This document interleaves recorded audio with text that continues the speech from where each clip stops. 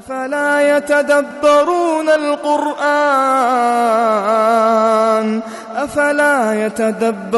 القرآن أم على قلوب أقفالها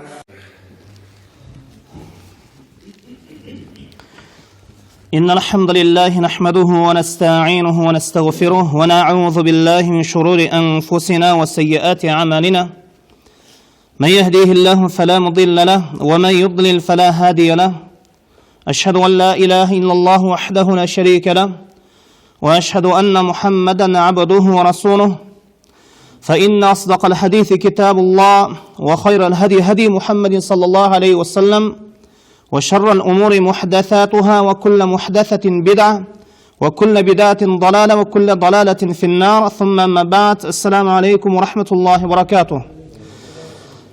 Урматтуу жамаат, урматтуу момун мусулман бир туугандар, мына ушул илим мажлисине басып келген кадамдарыңыздарга Аллах Таала көптөгөн жакшылыктарды жазган болсун, жана биздин билип билбей жасаган күнөө иштерибизди Аллах Таала өзү кечирсин. Биз адаптагандай эле тафсир сабагыбызды андан ары окууну улантабыз. Өткөн сабакта биз Аср сүрөсүнүн тафсирин окуп үйрөндүк. Мына ушул жерде бир нерсени белгилеп кетейин. Өткөн сабакта бир хадистин маанисинде, ошол хадистин котормосунда мен каталашып калып турмун. Ал хадис мындай болчу: Аллах Таала кыямат күн бир пендесин алып келет.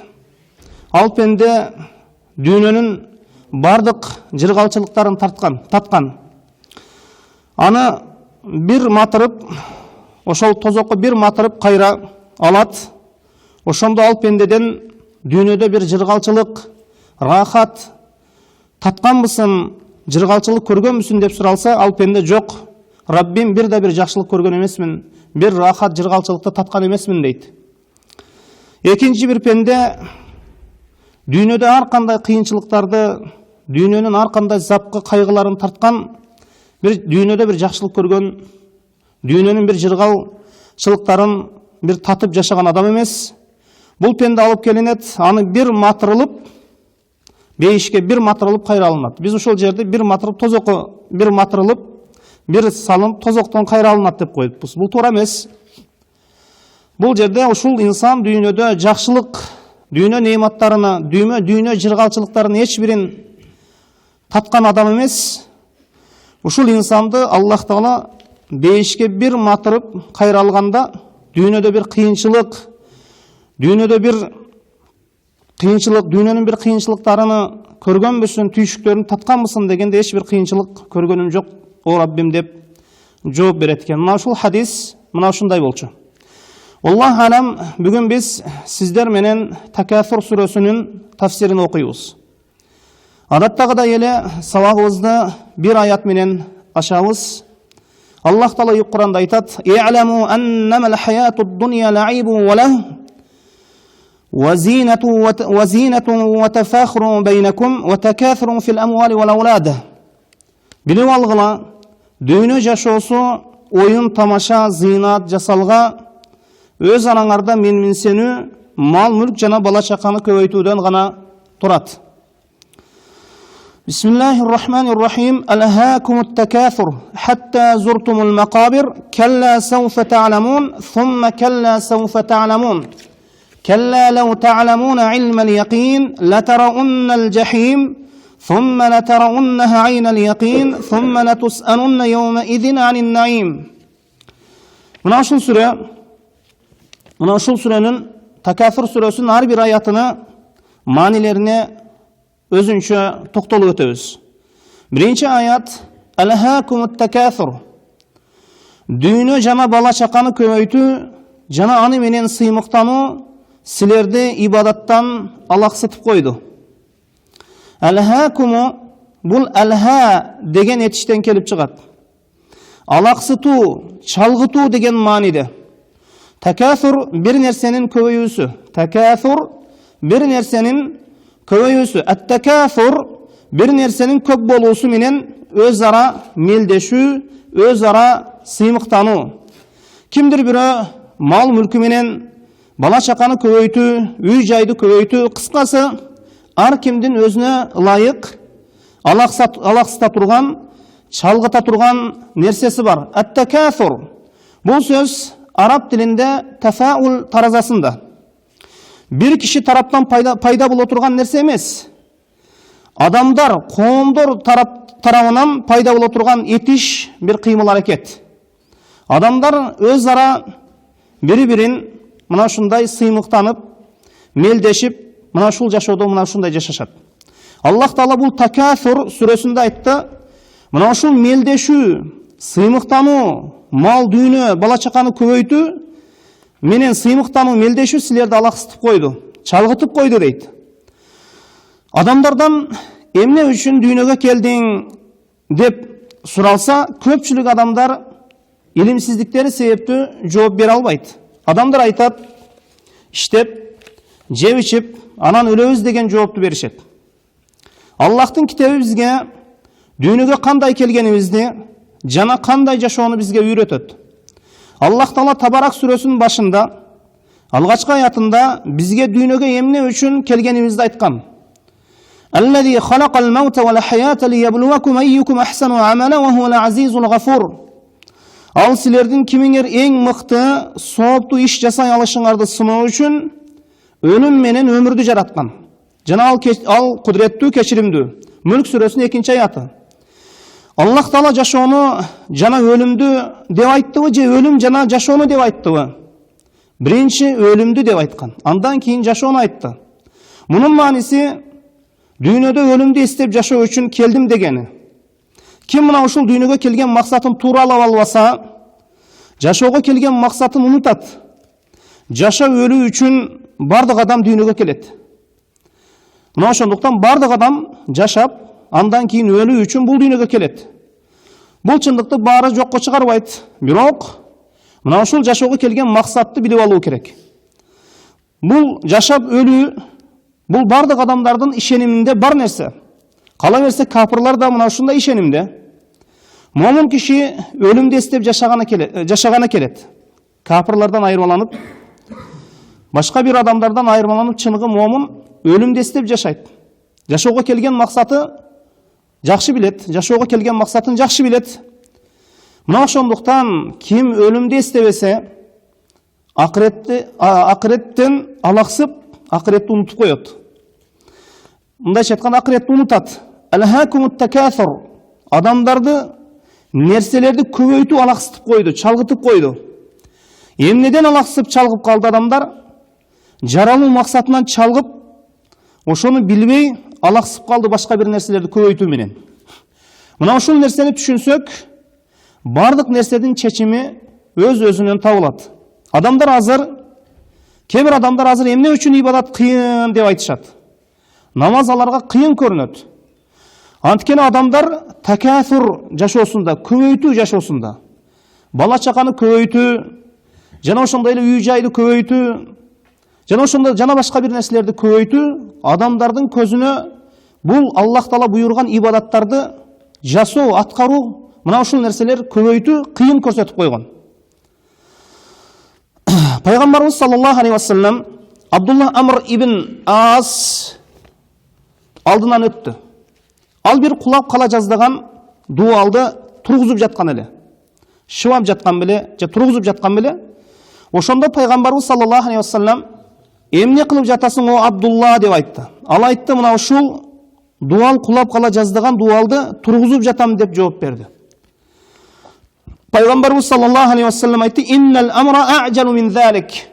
Өлүм иши ушунчалык тез, дуалды тургузууга да кажет жок, муктаждык жок деген экен. Пайгамбарыбыз саллаллаху алейхи ва саллям сахабаларга мына ушундай талим берген, тарбия берген. Ошондуктан сахабалар ибадаттарда кайраттуу болгон, күнөөлөрдөн алыс болуп жашашкан, мына ушундай тарбияланышкан. Бир кулап кала жаздаган дуалды шыбап коюу же тургузуп коюудан өлүм тез экен. Пайгамбарыбыз саллаллаху алейхи ва салламдын сөзүнө көрө, кала берсе ушуга да убакыт жок. Сахабалардай болуп жашоо кыйын биз үчүн. Бирок биз аларды ээрчейбиз. Бирок бизди мына ушул такафур, нерселерди көбөйтүү, бала чака, мал мүлктү көбөйтүү алаксытып койбосу керек. Пайгамбарыбыз саллаллаху алейхи вассалам бир дуалдын ишинде ушундай айткан болсо, биздеги нерселерди көбөйтүп жаткан адамдардын арасында эми жума намазга менин убактым болор бекен деген адамдар бар. Дагы суроо беришет. Бир мал намаз окуймун, азырынча жумушка байланыштуу, башка убакытка убактым жок дейт. Кээ бир адамдар ушунчалык мал дүйнөнү көбөйтүү менен алек болуп кетишкен, эрте мененки намазды окуйт гана, башка намаздарды окубайт, калганына кечинде баарысын топтоп окуп коет. Мал дүйнөнү көбөйтөмүн деп жүрүү силерди акыреттен, парз ибадаттардан алаксытты.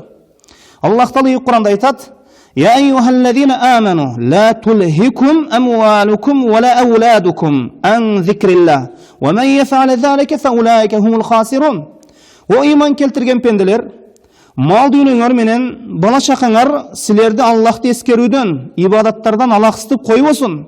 Ким ушундай кылса, алар зыян тарткандар. Аллах ким мына ушундай жасаса зыян тарткандар. Алха араб тилинде алаксытуу дегени. Алхакумут такафур. Алха араб тилинде алаксытуу, чалгытуу дегени.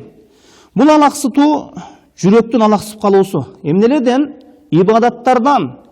Кана эми адамдар колу менен дүйнө менен алаксып калса, адамдардын колу алаксып калса, адамдардын колу дүйнө менен чалгып калса жакшы болор эле. Жүрөгү акырет менен алектенип калганда, эми жүрөк ошол ибадаттардан алаксып калганга караганда, кол алаксып калса дүйнө менен, бул жакшы болор эле, максатка ылайык болор эле. Азыр жүрөк, бут, кол дүйнө менен алек. Пайгамбарыбыз саллаллаху алейхи вассаламдын дуалары болгон. Ла тажалу дуния акбару хаммина ва ла маблага илмина. Дүйнөнү биздин эң бир түйшөгүбүз, илимибиз жеткен акыркы орун кылбагын деген. Азыр бир 2 теңгебиз, бир 2 теңгеге көбөймөйүн, 1 теңгебиз 10 теңге болмоюнча уйкуга кача турган абалга түшүп калганбыз. Бир 10 сомубуз 20 сом болбосо, 100 сомубуз 200 сом болбосо, уйкуга кача турган абалга түшүп калабыз. Дүйнө азыр эң негизги проблема адам үчүн. Илиминин эң бир жеткен акыркы чеги мына ушул дүйнө, андан арасын билбейт. Акыреттен алаксып ушундай даражага жетпөбүз керек инсан баласы. Пайгамбарыбыз саллаллаху алейхи вассалам инсандын бул жашоого келген абалын баяндап бир хадисте мына бизге айткан экен. Ана Абдулла ибн Мас'уд радияллаху анху قال: خط النبي صلى الله عليه وسلم خطا مربعا وخط خطا في الوسط خارجا منه وخط خطاطا صغارا إلى هذا الذي في الوسط من جانبه الذي في الوسط وقال: هذا الإنسان وهذا أجله محيط به أو قد أحاط به وهذا الذي هو خارج أمله وهذه الخطط صغار الأعراض فإن أخطأه هذا نشهه هذا وإن أخطأه هذا نهشه هذا فإن أخطأه هذا نهشه هذا وإن أخطأه هذا نهشه هذا. Ибн Масудтан келген хадис сахабаларга бир мисал келтирип берди пайгамбарыбыз саллаллаху алейхи вассалам. Хаттан наби саллаллаху алейхи вассалам хаттан мураббаан. Пайгамбарыбыз саллаллаху алейхи вассалам бир 4 бурчтук сызык сызды. 4 бурчтук сызык сызды. Бир 4 бурчтукту сызды. Мына ошол 4 бурчтуктун ичинен бир сызыкты сыртка чыгарып кете турган кылып сызды. Сыртка чыгарып сызды. 4 бурч сызыктын ичинен сырткарга чыгып кете турган сызыкты сызды. Бир сызыкты. Анан мына ушул 4 бурчтук ичинен көндөлөң келген сызыктарды сызды. Көндөлөң кеткен сызыктарды сызды. Андан кийин бул мисалдын эмнелигин түшүндүрүп берди. Мына бул 4 бурчтук сызык инсандын ажалы деп айтты. 4 бурчтук 4 тараптан камтып турган, айланып турган сызык бул инсандын ажалы деп айтты. Инсанды ажал ар тараптан курчап турат. 4 бурчтук ичиндеги боштук бул инсан. Ушул ажалынан ары өтө албайт деп айтты. Бул сыртка чыгып кеткен бул сызык, ошол бир сызыкты сыртка чыгарып койгон, 4 бурчтуктун ичинен чыгып кеткен арыга, сыртка. Мына ушул нерсе инсандын кыял үмүттөрү, пландары деп айтты. İnsan ажалы кайсыл жерде, үміт қиялдары қайда? İnsan төрт бурчтуктун içindегі bir махлук, андан сырткары чыга албайт. Бирок кыялдары, үмүттөрү ажалынан ары өтүп кеткен.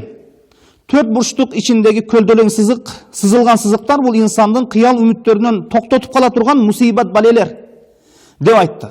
Bir сызыктан кийинки сызык, bir кыялды үмүттү bir бале токтотот, дагы bir сызык келет, дагы bir токтотот, экинчи сызык, үчүнчү сызык, төртүнчү сызык. Кийин не ошол арзу, кыял, тилек ошол төрт бурчтуктан не сырткары өтүп кетет. Андан кийин бул сызыктарды өтүп келсе, ошол сызыктардан өтүп келсе, акыры ошол төрт бурчтуктун сызыгы бар, ошол сызык ал ажал, андан өтүп эч бир кыялга не ажалдан кийин эч бир кыялына, үмүтүнө жетише албайт, орундай албайт бул жашоодо. Антикени ошол төрт бурчтук ажалдан чыгып кеткенден кийин ал кыял нерсе инсан баласага эч качан жетпейт. Мына ошондуктан пайгамбарыбыз саллаллаху алейхи вассалам инсандын бул жашоодо жашоо сүрөтүн мына ушундай төрт бурчтук сызык сызуу менен көрсөтүп берген экен. Дүйнөнү мына ушундай деп түшүндүргөн. Ажалды эч бир ой кыял токтотуп кала албайт. Ой кыял чек арадан өтүп, ой кыялынча кала берет. Жанагы төрт бурчтуктан чыгып кеттиби, ал ой кыялынча кала берет. Канча деген инсандар бар, ушул арзу, үмүт, тилектери менен, үмүттөрү менен өлүп кеткен. Мисал үчүн, өзү 70ке кирген 70 жылдык планы бар. 80ге кирген 20 жылдык планы бар. Мына ошондуктан инсан баласы картайган сайын эки нерсени жакшы көрүп бара берет. Биринчиси, ал өмүрдү жакшы көрөт. Көп өмүр сүрсөм, көп жашасам дейт. Экинчиси, мал мүлктү жакшы көрөт. Мал мүлктү топтогонду жакшы көрөт. Мына ошондуктан 90го 100ге кирген же бир картайган адамдын колунда бир темирди көрөсүн, же бир жыгачты көрөсүн, же бир огороддун ичине кирип алып, не бир нерсени казып аткандыгын көрөсүн. Мына ошондуктан инсан баласы эч качан бул мал дүйнөгө эч качан тойбойт. Инсан мына ушул төрт бурчтуктун ичинде инсан өз жашоосунда бир нече баскычтарды басып өтөт. Мисалы, жаңы төрөлгөн жаш бала. Андан енесин эмчегин тартып коюлса, ал үчүн бул жашоо караңгы болуп калат. Ыйлайт. Эмчектен аны үзүп коюу ал үчүн жашоо токтоп калгандай болот. Аны эң бир чоң түйшүгү жана илиминин жеткен орду ушул. Ага ошол эмчектеги сүт берилип турса болду. Мына ошондуктан бул жашоодо инсанды алаксыта турган нерселер көп. Инсан дүйнө менен алаксыйт. Мал дүйнөсү бала чакасы менен алаксыйт. Инсан чындыгында бала чакасы менен мал дүйнөсү менен алаксып жүргөнүн түшүнүп жетүүсүнүн эки жолу бар гана. Инсан бул жашоодо малы дүйнөсү менен, бала чакасы менен, тиричилиги менен, үй жайы менен алаксып жүргөндүгүнүн ошол түшүнүп жетүүсүнүн эки жолу бар. Эки жолу гана бар. Буга жоопту кийинки аят берет. Хатта зуртумул макабир. Дүйнөнү сүйүү, бала чаканы көбөйтүү те мүрзөгө келгендерине чейин дейт. Кабырга келгендерине чейин, кабырга келгенге чейин. Кабырга барганда түшүнөт инсан баласы. Мен бала чаканы көбөйтүү менен, мал мүлктү көбөйтүү менен, мына ушул нерсени менен алек болуп жүргөн турбаймынбы деп түшүнөт. Жашоо эмне кандай болорун кабырга киргенде түшүнүп жетет. Инсан кабырга киргенге чейин мал, дүйнө менен чалгыйт, алаксыйт, өлгөнгө чейин. Бирок мында кеч болот. Хатта иза жаа ахадухумул маут кала рабби иржиун. Алардын бирөөсүнө өлүм келсе, айтат: Раббим мени артка кайтарчы, дүйнөгө кайтарчы дейт. Мага убакыт берчи дейт. Лаалли а'малу салихан фима таракту. Канеми ошол калтырган, таштаган жашоомдо салих амал, жакшы амал кылсам. Куранда бир аят бар, ошол аят кийин Курандан алынган. Өкүмү ошол Курандан алынган, бирок хадис сыпатында калган. Анас ибн Маликин أن النبي صلى الله عليه وسلم قال: لو كان لابن آدم واد من ذهب التمس معه واديا آخر ولن يملأ فمه إلا التراب ثم يتوب الله على من تابه. Егер адам баласына, Анас ибн Малик радиаллаху анхудан келген хадис, пайгамбарыбыз саллаллаху алейхи вассалам айтты: егер адам баласына эки өрөн алтындан болгон бир өрөн берилсе, егер адам баласына эки өрөн алтындан болгон бир өрөн берилсе, үчүнчүсүн да каалайт. Эки өрөн алтын, бир өрөн эмес. Эки өрөн алтын. Анан ал үчүнчүсүн да каалайт экен. Адам баласын ошол ичини, ошол нәпсини топурак тойгузаткана. Бирок тооба кылганды тообасын Аллах кабыл алат. Аны кабырга көмүлүп ташталбайт экен инсан баласы. Бул дүйнөдө бала чаканы көбөйтүүдөн, мал мулкту көбөйтүүдөн эч качан токтобойт, инсан сүйүп бара берет бул нерселерди. Инсан бул жашоону түшүнүп жете бербейт, кабырга кирмейин. Бирок жолу бар, ушул жашоодо түшүнүп жетүүнү. Биз биринчи жолун айттык. Качан инсан баласы түшүнүп жетет, ушул малы дүйнө менен алаксып калгандыгыны дегенде биринчи жооп эмне болду? Кабырга киргенде түшүнүп жетет. Бирок бул кеч болот. Бирок экинчиси түшүнүп жеткенин экинчи бир абалы, экинчи бир сүрөтү качан инсан түшүнүп жетет? Ага кийинки аят буга жооп берет. Бирок бир жолу бар, ушул жашоодо жашоонун, ушул чыныгы жашоого келген максатты түшүнүп жетүүнүн дагы бир себеби, экинчи бир жолу келла сауфа та'ламун. Келла сауфа та'ламун. Жок, өмүр деген дүйнөгө кул болуу үчүн берилген эмес. Силер муну жакында билип аласыңар. Та'ламун, билип аласыңар. Илим менен билип алат. Бул жашоону түшүнүп жатат. Мына, илим менен бул жашоону түшүнүп жатат. Илим болсо, бул жашоого эмне үчүн келгендигин түшүнүп жетет. Инсан өз жашоосун, балалык, жаштык, карылык убагын бир сонун даража өткөрө алат, анда качан илим болгондо, жаштыгындагы, ошол картайган убагындагы, ушул өмүрүнү өтө бир сонун, шариятка ылайык, Аллах разы боло турган даражада өткөрө алат, эгер ошол инсанда илим болгондо. Мындан келип чыгып айтабыз, кабыр инсанды тууралайт. Же ошол инсанды жөндөйт, же силерди же илим тууралайт. Мына ушул эки нерсе. Бизде бир сөз бар. Бул кишинин күнүнү кабыр тууралайт деген. Жашоону кабыр эле тууралай бербейт. Кишини жашоодо илим тууралайт. Илим оңдойт. Илим фазилетин караң, картайган кезде да мээси алжыбайт. Кур'ан-ы Каримде өмүр бою окуп жаттап өткөн инсандардын мээси алжыбайт картайган кезде. Эч кимге күнү түшпөйт, кор болбойт. Аллах Таала эч качан өзүнүн пайгамбарлардын мураскорлор болгон аалымдарды кор кылган эмес. Жашоосун илим менен өткөргөн инсандар булар. Илим ээлерин Аллах адамдарга күлкү боло турган жашоодо жашатпайт. Эгер дүйнө менен алаксыбаса, ошол аалымдар же ошол илим талап кылуучулар чалгыбаса, өмүр бою мал тапкан инсандар картайган кезде алжып калышат. Хатта зуртумул макабир.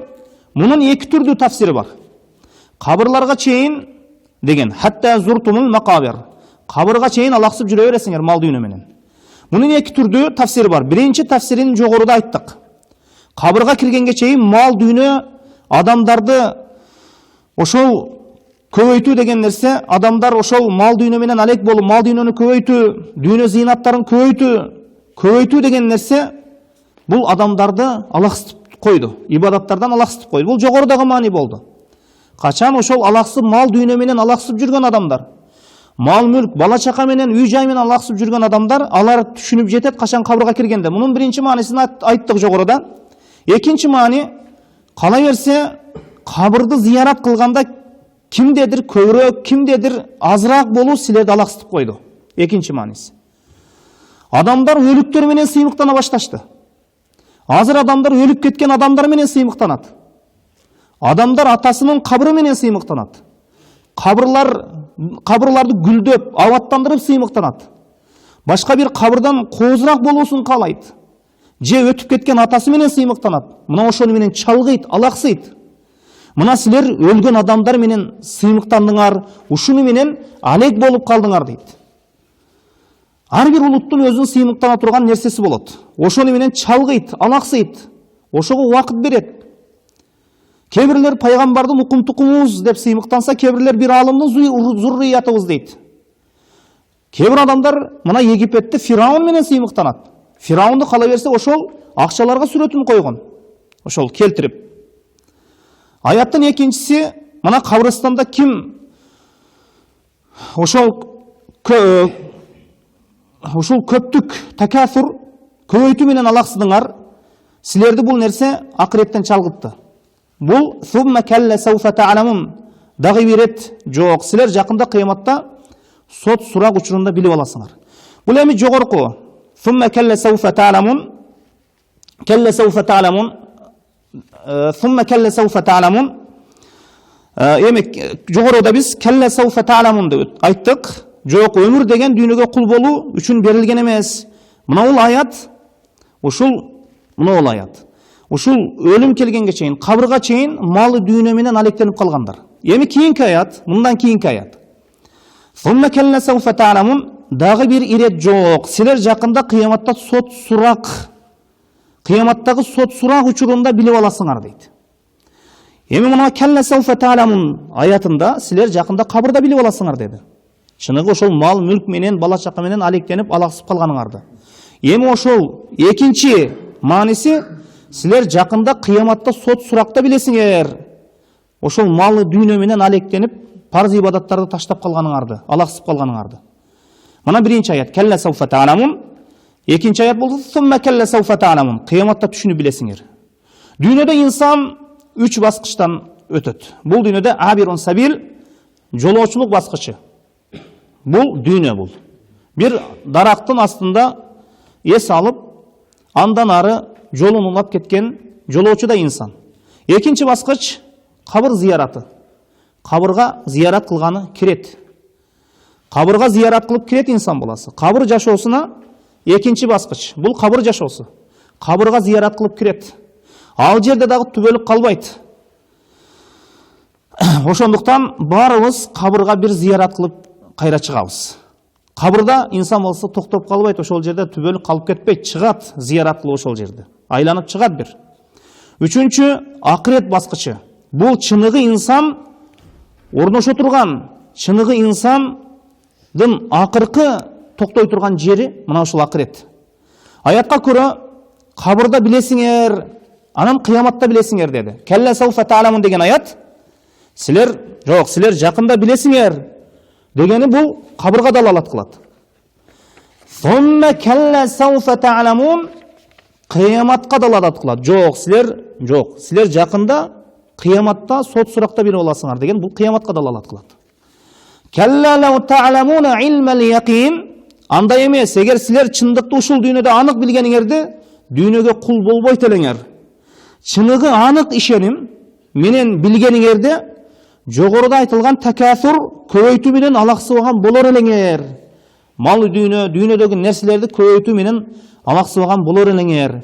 Ла тарауннал жахим, эми тозокту көрүнүшүңөр анык. Бул эми жаңы бир аят. Ла тарауннал жахим, тозокту сөзсүз анык көрөсүңөр. Тозокту көрүү, ошол тозокту көргөн кезде кабырдагы азап эч бир азапка арзыбай калат. Аллах Таала Ясин сүрөсүндө айткан: "Қалу я вайлана ман ба'аthana мин марқадина, хаза ма вa'dur рахман ва садақал мурсалун." О шорубуз курусун, бизди жаткан жерибизден ким тургузду деп айтышат. Тозокту адамдар көзү менен көргөндө кабырда авал бир тынч жаткан жерге окшоп калат. Аллах Таала чыныгы ошол билүүнү тозокко байлап койду. Кабырга эмес, тозокко байлап койду. Капырлар, инсандар, бардык адам баласы кабырдан турган кезде ошол тозокто Аллах Таала өз көзү менен аларга көздөр менен аларга көрсөткөн кезде кабыр бир тынч, бейпил бир жерге айланып калат. Андан кийин тозокту көрөсүңөр. Тозокту көргөндөн кийин не болот? Сумма латусалунна анин наим. Андан соң ошол күн Аллах аманатка берген неиматтар жөнүндө албетте сураласыңар. Мына ушул неиматтардан суралуу тууралуу Имам Муслимде бир хадис келген. Абу Хурайра радыйаллаху анхудан келген хадис. Бул хадистен кийин адамдар неимат санабай, жакшылык санабай койгон нерселерден барысынан суралуусун билип алышат. Биз көзүбүзгө ушунчалык май басканбы, кээ неимат санабай калганбыз. Бир күн пайгамбарыбыз саллаллаху алейхи ва саллям Абу Бакр менен Умарды көрүп калды. Абу Бакр менен Умар радыйаллаху анхуна жолдо отурган эле. Көчөдө отурган эле. Адамдар өтүп жаткан көчөдө жолдо отурган эле. Пайгамбарыбыз саллаллаху алейхи ва саллям сурады: "Силерди бул жолго, бул көчөгө эмне чыгарды?" деп айтты. көчөдө отурат. Экөө айтышты: "Ма ахрajana illa al-ju'", bizde açlık çıkardı dedi. Peygamberimiz sallallahu aleyhi ve sellem aytты: "Wallahu ma akhrajana illa ma akhrajakum", meni de Allah'a ant, silerdi köçögө çıkargan nerse meni de açlık çıkardı dedi. Açlık Peygamber sallallahu aleyhi ve sellem'di köçögө çıkardı. Peygamberimiz sallallahu aleyhi ve sellem үйүндө otura alбай koydu aç болгону менен, açlıktan. Peygamberimiz sallallahu aleyhi ve sellem aytты: "Жүргүлө, meni менен кошо bir sahabanın үйүнө барууну чечишти." Ал сахабанын ысмы Абул Хайсам ибн Тайхам деген сахабанын үйүнө келишти. Ал сахаба үйүндө жок эле аялы күтүп алды. Пайгамбарыбыз саллаллаху алейхи ва саллям Абул Хайсам кайда деп сурады. Аялы бизге суу издеп кеткен эле деп айтты. Алардын үйүнө да эч бир нерсе, алардын үйүндө деле, мына ушул сахабанын үйүндө деле эч бир нерсе жок эле, суу издеп кеткен эле. Пайгамбарыбыз саллаллаху алейхи ва саллям сахабаларын үйүнө барарда кичине тандаган, караган, тандабай барган боло турган болсо, анткени үй бүлө ар кандай абалда, адамдар ар кандай, балким ошол үй бүлөнүн көңүлү сыгылып калар. Ошол күйөөсүнө туура келген менен аялына туура келбей калышы мүмкүн. Үй бүлөдө ар кандай адамдар бар. Мына ошондуктан Пайгамбарыбыз саллаллаху алейхи ва саллям ошол барарда бирөөнүн үйүнө барарда тандап алган. Тандабай барганда балким көңүлү сыгылып калар адамдарды. Валлаху алам. Бирок Пайгамбарыбыз саллаллаху алейхи ва саллям мына ушул Абу Хайсам радиаллаху анху үйүн тандап алды. Билген Пайгамбарыбыз саллаллаху алейхи ва саллям бул сахаба Пайгамбар келүүсү менен кубанарын. Бул сахабада көп өтпөй келип калды. Суу издеп кеткен эле. Сууну көтөрүп келди. Кубанганынан белгиси мына сахаба Пайгамбарыбыз саллаллаху алейхи ва салламды көрүп туруп айткан экен: "Бүгүн менден өткөн бактылуу адам жок" деген экен бул аламда. Пайгамбарыбыз саллаллаху алейхи ва саллям жана эки чоң сахабасы Абу Бакыр, Умар менин үйүмдө мына конокто отурат дешкен экен. Конокто отурат деген экен. Аштык себеп мына менин үйүмө ушул Пайгамбар жана Абу Бакыр жана Умар эки чоң сахабасы келип отурат деген. Ошондо курмасына барып, өсүп турган курмасына барып, курмасынан бир бутакты, бир шакты сындырып алып келди. Терип алып келген жок, сындырып алып келди. Шагы менен келип коюп койгондо Пайгамбарыбыз саллаллаху алейхи ва саллям айтты: "Хал иштен айта? Терип келбедиңби? Муну шагы менен сындырып келиптирсиң, бутагы менен сындырып келиптирсиң, терип келсең болбойт беле?" деген. Сахаба өз каалооңуз боюнча, каалашыңызча терип жең, шагы менен сындырып келдим дейт. Пайгамбарыбыз саллаллаху алейхи ва саллям бир шакка, бир бутакка дагы ырайым кылды.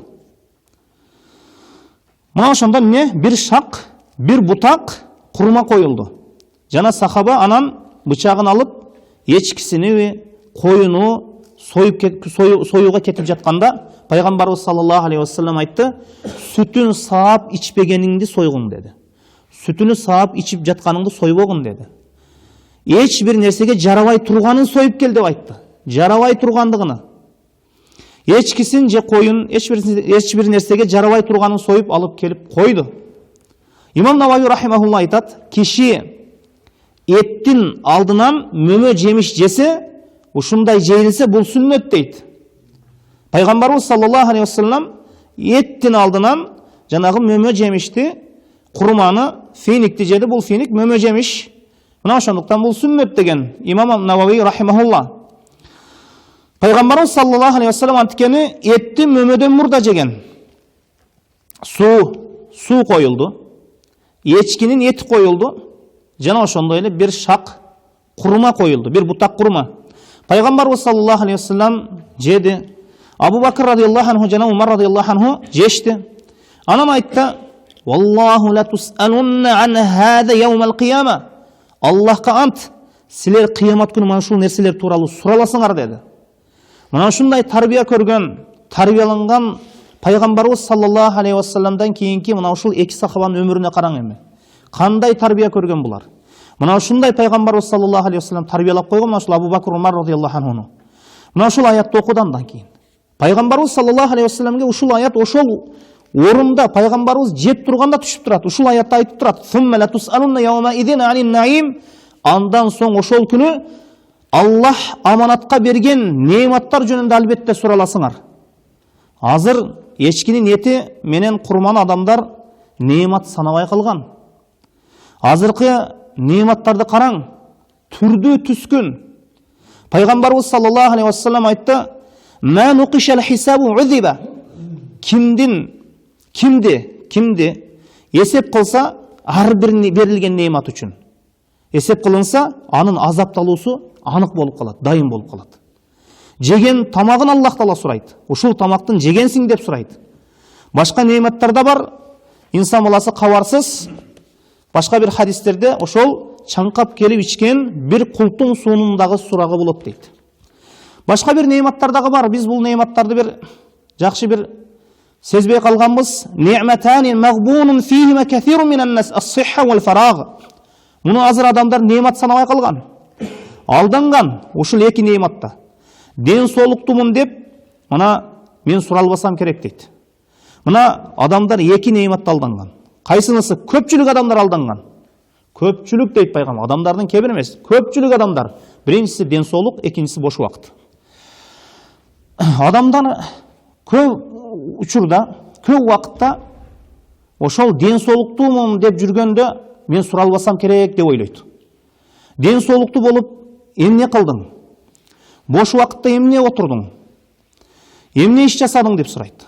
Дагы бир хадисте адам 4 нерседен суралбай туруп кутулбайт деген. Мына ошондуктан бул биздин жашоодогу эң бир алмаштырылгыс, ошол бир алтынга алмаштырылгыс эки чоң бир немат. Бул ден соолук жана бош убакыт. Инсан ошол ден соолугу бар учурунда ибадат кылуусу керек, илим алуусу керек. Аябай инсан баласы ошол ооруп калган учурда ден соолуктуу болуп жүргөн күндөрүн бир эстесин. Өтө бир сонун бир немат. Качан бул немат инсан баласынын колунан кетмейинче инсан баласы жакшы түшүнө бербейт. Ас-сихха вал фараг. Ошол бош убакыт. Азыр бош убакыт эмне менен өтүп жатат? Ар бир инсандын жашоосунда бош убакытысы бар. Ошол бош убакыт ибадат менен, Куран окуу менен, илим менен өтүш керек. Эми дагы бир хадисте адам 4 нерседен суралбайт, кутулбайт кыямат күнү. Фақад қала Расулуллахи саллаллаху алейхи вассалам: "Ла тазулу қадама абдин яумал қияма хатта юсал ан арбаин." Кыяматта пенденин кадамы жерден жылбайт, буту жерден жылмайт, махшардан качып кете албайт. 4 нерседен суралмайын. Биринчиси, ан умри фима афнаху. Өмүрүнү эмне менен өткөрдү? Өмүрүн эмнеге сарптады? Бул биринчиси. Экинчиси, ан жасадихи фима аблаху. Ден соолугунан ошол ан жасадих денем, кол, бут. Мына ошол денесинен суралат. Денесин эмнеде чарчаткандыгы тууралуу суралбай туруп, кадамы жерден жылбайт. Мына дене, бут, көз.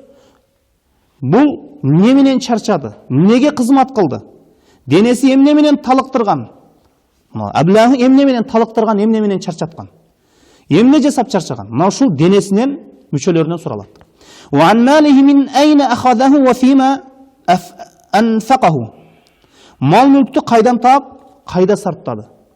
Ва ан илмихи маза амила бихи. Илиминен суралат, эмнени үйрөндү, эмнеге амал кылды. Мына ошондуктан бул бардык инсандан талап кылына турган нерсе. Илим дегенде бул жерде ар бир инсан үйрөнгөн нерсесинен суралат. Аллах ант ичип нематтардан сураласыңар деп айтты. Ла тусалунна яумаидин анин наим. Силер сөзсүз берилген нематтардан сураласыңар деп айтты. Адамдар динин окуп үйрөнбөсө, алар жахилдиктен, илимсиздиктен өтө бир терең жерине чөгүп кете берет. Мына ошондуктан ол такафур, көбөйтүү, менминсенүү бул бала чакада, мал мүлктө, дүйнө зыйнаттарында болду. Эми инсан бир мына ошол такафур сөзүн бир колдонуп айта турган болсок, ушул жакшы иштерде дагы көбөйтүү керек. Өзгөчө бир өзгөчөлүк менен айта турган болсок, инсан сооп иште дагы өзгөчө көбөйтүүдө болуш керек. Мисалы үчүн бир адам 2 рекет намаз окуса, эмне үчүн ал мелдешпейт 4 рекет окуймун деп. Бир адам 100 сом садака берсе, эмне үчүн мен Андан көбірек берейін деген bir мелдеш жасабайды. Эми көбөйтүүдө сооп иштерде мелдеш келе жакшы иште. Буну Аллах Таала жакшы көрөт. Кээ бир адамдар бар жашоодо мисалы үчүн балдар үчүн жыйнадым мунун баарысына, эч кем болбой жашасын дейт. Балам эч бир нерседен кем болбосун деп бүткүл өмүрүнү ошол нерсеге сарптайт. Эч бир ибадатты билбейт. Мындай такасурдан, мындай көбөйтүүдөн Аллах Таала кайтарган. Мына ошондуктан биз бул жашоодо жөнөкөй адамдардын жашоосуну карап туруп өзүбүздү бир таразалабыбыз керек. Эгер биз жөнөкөй адамдар жашаган ошол жашоодон башка бир жашоону кааласак, анда жакшы эмес. Пайгамбарыбыз саллаллаху алейхи вассалам хадисин билип алың. Унзур иля ман тахтака ва ла танзур иля ман фавкака. Сен өзүңдөн бир төмөн тараптагы адамдарга карагын дейт. Өзүңдөн жогору тараптагы адамдарга карабагын дейт. Инсан өз жашоосунда такасурга берилбейин десе, анда кабыр жашоосу жана акырет жашоосун эстебес керек. Пайгамбарыбыз саллаллаху алейхи вассалам кабырды эстөөгө буйруган. Кунту нахайтукум ан зиyaratил кубур фазуруха. Мен мурда силерди кабыр зияратынан тыйдым элем дейт Пайгамбарыбыз саллаллаху алейхи вассалам. Эми аны зиярат кыла бергиле. Анткени ал акыретте эстетет деген. Өлүмдө эстетет. Инсан өлүп жаткан адамдардын, өлүп аткан адамдын, өлүп жаткан адамдын бир абалына карасын. Жанагы өлүп калган адамды бир жууп көрсүн кирип. Бир жолу болсо да ушул нерсени жасасын. Мына башында кабырды зиярат кылуу тыюу салынган болчу, кийин шариатка киргизди Пайгамбарыбыз саллаллаху алейхи вассалам. Кала берсе, кабырды зиярат кылуу маселесинде алымдарда ихтилаф болду. Кээ бир алымдар аялдар кабырларды зиярат кылуусун тыюу салды. Кээ бир алымдар кээ бир шарттарды коюп, ушул шарттар табылса гана аялдар кабырстанды зиярат кылуу мустахаб деп айтышты. Биринчиси, ошол шарттардын биринчиси адат түсүнө кирбеген болсун. Кабырды зиярат кылуу аялдар үчүн адат түсүнө кирбесин. Пайгамбарыбыз саллаллаху алейхи вассалам айткан: "Ланаллаху завваратул кубур." Ошол Аллах Таала кабырларды зиярат кылуучу аялдарды каргыштады деди. Эмне үчүн аялдарга кабырларды зиярат кылуу тыюу салынган? Анткени аялдар кабырга барганда өлүмдү эстебейли, акыретти эстебейли, башка иштерге өтүп кетишет.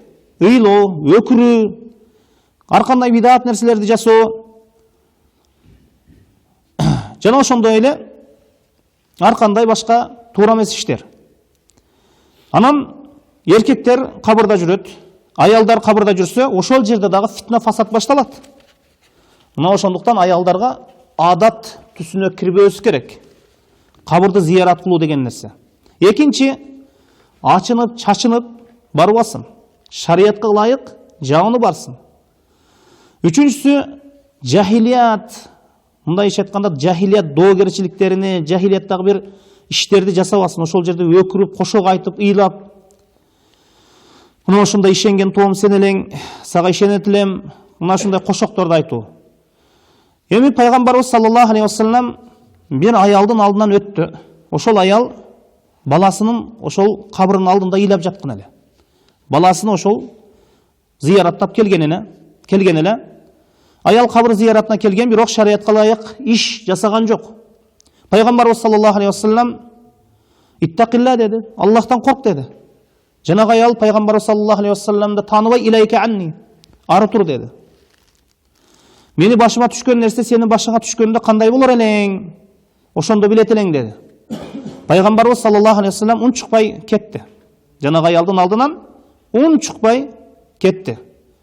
Үйүнө кеткенден кийин бул Аллахтын элчиси деп айтышты адамдар жанагы аялга. Муну коргоочусу кайда деди жанагы аял, таң калды. Аллахтын элчиси десе, коргоочулары менен жүрсө керек, аскерлер менен жүрсө керек деп ойлоду. Пайгамбарыбыз саллаллаху алейхи вассаламдын үйүнө кечирим сурап келди. О Аллахтын элчиси, мен сизди таныган жок элем. Жанагындай сиздин көңүлүңүздү иренжите турган сөз айтып коюпмун дейт. Пайгамбарыбыз саллаллаху алейхи вассалам айтты: "Ас-сабру инда садматул ула." Сабыр биринчи соккуда деди. Эми сабыр кылганың пайдасыз деди. Сабыр биринчи соккуда болот деди. Эми сабыр кылганның пайдасыз. Сабыр биринчи соккуда болот деп айтты. Ар бир нерсенин өз убагында сабыр кылуу керек. О болуп өткөндөн кийин, боёу кангандан кийин эми сабыр кылыш керек, эми сабыр кылам, эми мындай дегени, бул бүттү, ал сабыр пайдасыз болот. Ал сабыр эч бир ажыр сооп алып келбейт. Ошол кыйынчылык түшүп турган убакытта, бане түшүп турган убакытта сабыр кылуу керек. Анан өкүрүп ыйлап алып кошокторду айтып алып, андан кийин анан сабыр кыла алайм деп отуруп алган, ал сабырсыз не? Ал сабыр эмес ал. Мына ошондуктан ас-сабр инде садматул ула, сабыр биринчи соккуда болот. Ошондо пайда алып келет, ошондо ажыр алып келет. Мына ушул туугандар кыскасы Такафур сүрөсүнүн кыскача мааниси мына ушул. Аллах Таала барыбызды окуган, үйрөнгөн нерселерибизге, илимибизге амал кыла турган пенделерден кылган болсун. Субханакаллаху ва хамдика ашхаду ан ла илаха илля анта астагфирука ва атубу илейк. Раббана атина фид дунья хасана ва фил ахирати хасана ва қина азабан нар. Ассаламу алейкум ва рахматуллахи ва баракатух.